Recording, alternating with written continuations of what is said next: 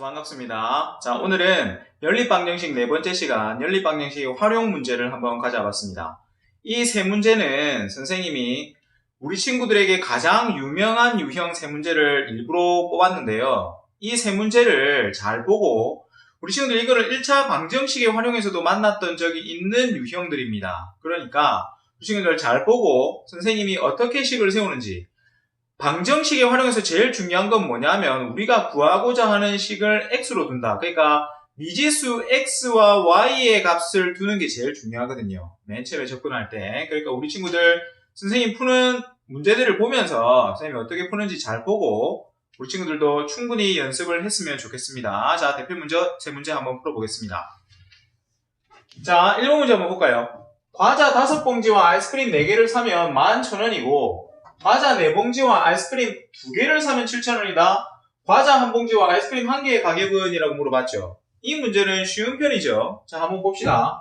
과자 1봉지를 x라고 두고 아이스크림 1개를 y라고 둡시다. 그러면 우리가 여기 주어진 식을 가지고 주어진 문장을 가지고 식을 세울 수 있죠. 과자 5봉지 아이스크림 4개를 사면 11,000원. 이게 바로 1번식이 되겠죠. 그래서 1번식은 이렇게 됩니다. 5x 플러스 4y는 11,000원. 이렇게 식을 세울 수 있고, 자, 그 다음에 두 번째, 과자 4봉지와 아이스크림 2개를 사면은 7,000원이다. 이랬으니까 이게 바로 두 번째가 되겠죠. 두 번째. 그래서 두 번째 보면은 과자 4봉지 4x와 아이스크림 2개 2y를 사면 7,000원이다. 이렇게 식을 연립방정식으로 세울 수 있는 겁니다. 자, 그러면 우리 친구들 요거를 이제 우리가 가간법으로 이용해서 푸는 게 편리하겠죠. 그래서 가간법으로 이용해서 푸자면 y를 없애는 게 낫겠네요. 2번 식에다가 전부 다 곱하기 2를 해주는 거겠죠, 그죠? 그러면 어떻게 됩니까? 2번 식은 8x 플러스 4y는 14,000 이렇게 되죠. 그 다음 1번 식을 그대로 쌤이 위에다가 쓸게요. 4y는 11,000 이렇게. 그래서 요거 두 개를 그대로 빼버립니다. 그럼 요거는 마이너스 3x 되고 요 녀석은 마이너스 3,000이 되겠죠. 그러면 마이너스 3x가 마이너스 3,000이니까 따라서 x는 얼마? 1000이 되는 겁니다. 그죠? 그럼 x는 1000을 뭐 여기다 대입시켜도 되고 여기다 대입시켜도 되고 아무 때나 대입시켜도 됩니다. 그러면은 x는 1000을 여기다 대입시켜 볼까요? 그러면 여기다 대입시키면 4,000원이 되겠네요. 그럼 y는 얼마가 되겠습니까?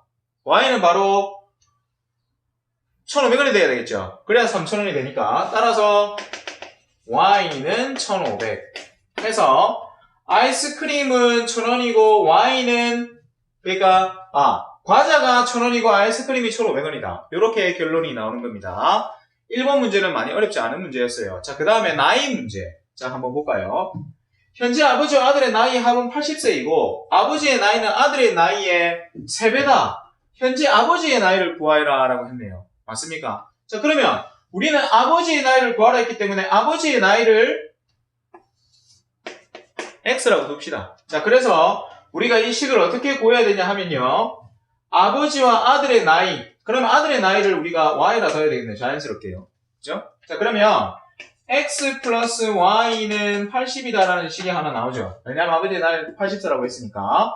자, 그 다음에 아버지의 나이는 아들의 나이의 3배다. 자, 아버지의 나이가 아들의 나이 아까 y라고 했죠. 그게 3배다. 이렇게 돼야 되는 거죠. 맞습니까? 아버지의 나이가 아들의 나이보다는 더 많아야 되는 거잖아요. 그러니까 아들의 나이에다가 3을 곱해야 되는 겁니다. 아시겠죠?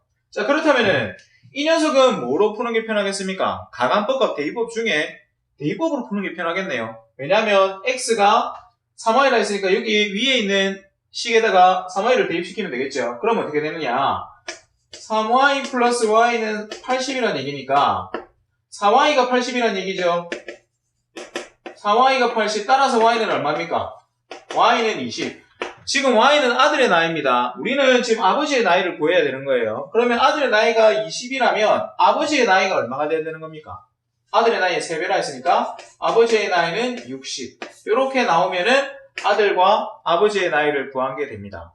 많이 어렵지 않죠? 그러니까 연립방정식이랑 1차 방정식이랑 활용의 그 문제의 차이점이 있다면 연립방정식은 미지수가 x, y 이렇게 두 개가 나와야 되는 것이고 그러니까 미지수가 두 개다 보니까 식이 두 개가 나오는 거죠. 그 다음에 1차 방정식은 미리수가 x 하나만 나와가지고 우리가 x만 가지고 식을 만들었잖아요. 그죠? 그 차이만 있을 겁니다. 됐죠? 자, 그 다음에 거속시 문제, 세 번째 문제, 마지막 문제입니다. 한번 봅시다. 집에서 3km 떨어진 학교까지 가는데 처음에는 시속 3km로 걸어가다가 도중에 시속 6km로 뛰어가서 40분 만에 도착했다. 걸어간 거리와 뛰어간 거리를 구하여라 라고 했습니다. 그죠? 자, 그럼 이것도 우리가 연립방정식으로 나타내기 위해서 일단은 걸어간 거리를 x라고 했고 뛰어간 거리를 y라고 했죠. 집에서 학교까지 총 3km의 거리를 걸어가고 뛰어갔다 이 말이잖아요. 그죠? 그러면은 걸어가고 뛰어간 거리를 합하면 3이다 라는 식이 하나가 나와야 됩니다. 맞습니까? 자, 그 다음에 이제는 시간이 나와있죠. 40분 만에 도착했다라고 했죠. 40분 만에 도착했다. 이거 잘 들으세요.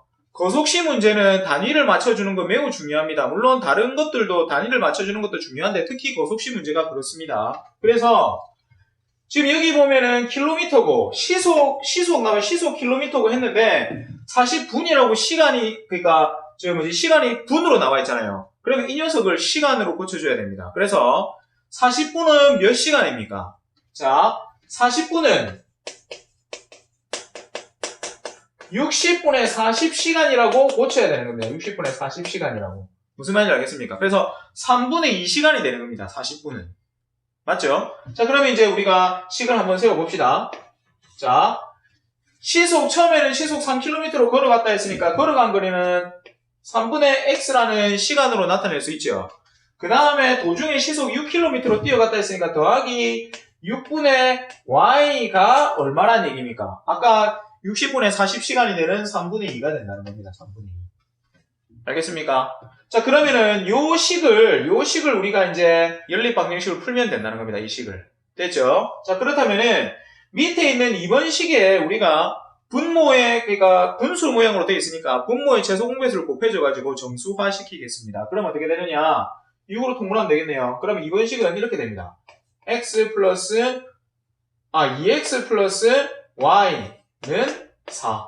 이렇게 되겠죠.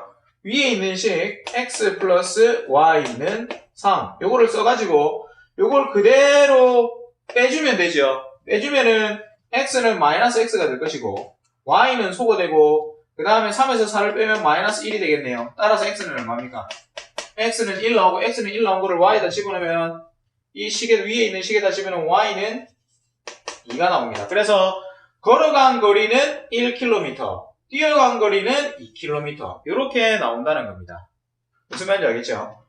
자, 우리 친구도 오늘 선생님이 연립방정식의 활용 대표 문제 3문제를 가져와 봤는데 물론 활용 문제라서 어떻게든 다른 문제 유형으로 또는 다른 문제로 파생이 됩니다. 해서 이 3문제만을 안다고 해서 우리 친구들이 활용 문제를 다 아는 건 아니겠지만 그래도 많이 나오는 대표 유형이기 때문에 우리 친구들이 다른 문제들을 풀 때에 도움을 받을 수 있을 겁니다. 선생님이 어떻게 식을 세우는지 잘 봤죠? 그리고 어떻게 푸는지는 우리 친구들도 이제 잘 알고 있죠? 가감법과 대입법을 이용해서 연립방정식을 푸는 거. 그죠? 그래서 이런 부분들을 잘 생각해서 우리 친구들 연립방정식 활용을 꼭 한번 다시 연습을 해보기를 바랍니다. 선생님은 다음 영상에서 보겠습니다. 수고했습니다.